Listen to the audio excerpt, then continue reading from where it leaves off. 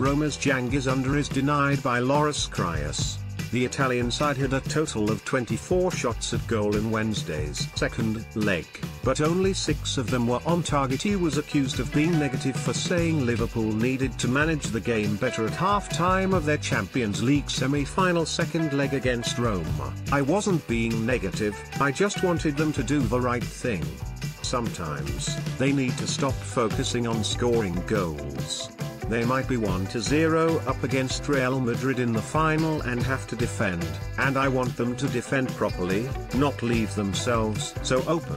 The point I was trying to make was that, as much as everyone loves the breathtaking football that Liverpool play, there are times when they have to make themselves difficult to beat. I am not saying they should have tried to kill the game when they were 7-3 up on aggregate against Roma, more that they cannot just stay on the front foot, spending all their time attacking.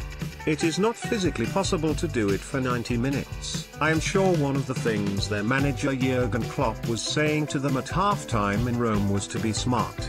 The way to do that is to keep the ball, and also to keep your shape. In the first half of Wednesday's second leg, Liverpool did not do that.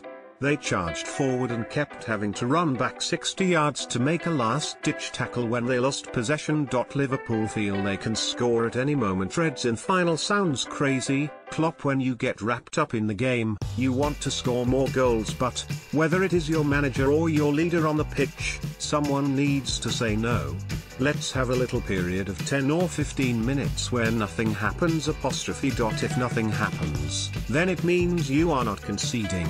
The problem with Liverpool, if you can call it that, is that they never take that approach. They focus on attack and feel they can score at any moment, because generally they can, when they are playing well. Their attack is unstoppable, but even when they are not, they are still a threat. In the second half at Stadio Olimpico, Mohamed Salah was caught just offside on 3 or 4 occasions and could have had a very different evening. In the end, Liverpool lost on the night, the first time they have been beaten in Europe this season, and only won by a single goal on aggregate. The 4-2 scoreline was a little misleading because it suggests they were put to the sword in Rome, when that really wasn't the case. I still would not say the Reds were comfortable until the final 15 minutes, though part of that was down to them making life difficult for themselves. The front three can score against any opposition, so if the rest of the team could just kind of sit in and do their jobs properly, then they should win games far easier than they have been. A very different task awaits in Kiev. Klopp led Borussia Dortmund to the Champions League final in 2013, where they lost to Bayern Munich.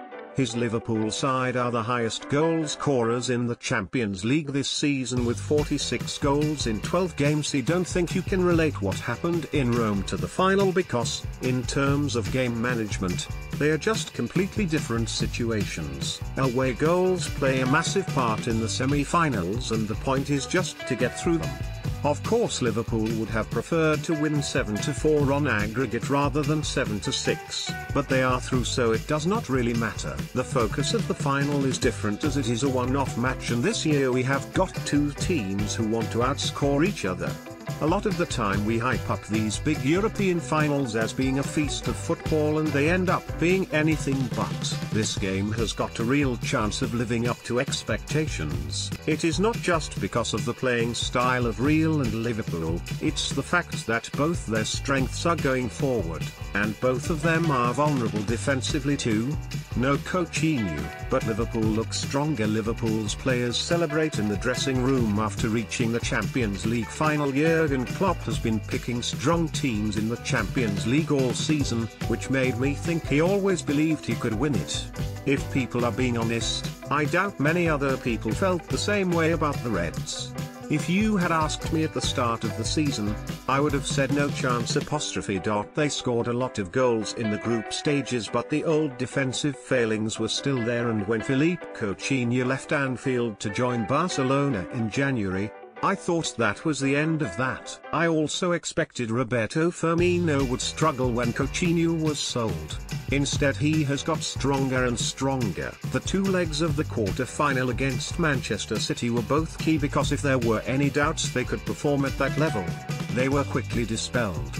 Now the whole team has belief as well as momentum, and I can just imagine Klopp tells them every day in training that they can go all the way. He is absolutely convinced they can.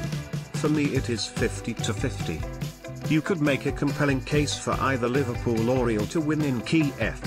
If Salah, Firmino and Sadio Mane have a great day, then they will destroy Madrid, but Real have the players to do the same to Liverpool too.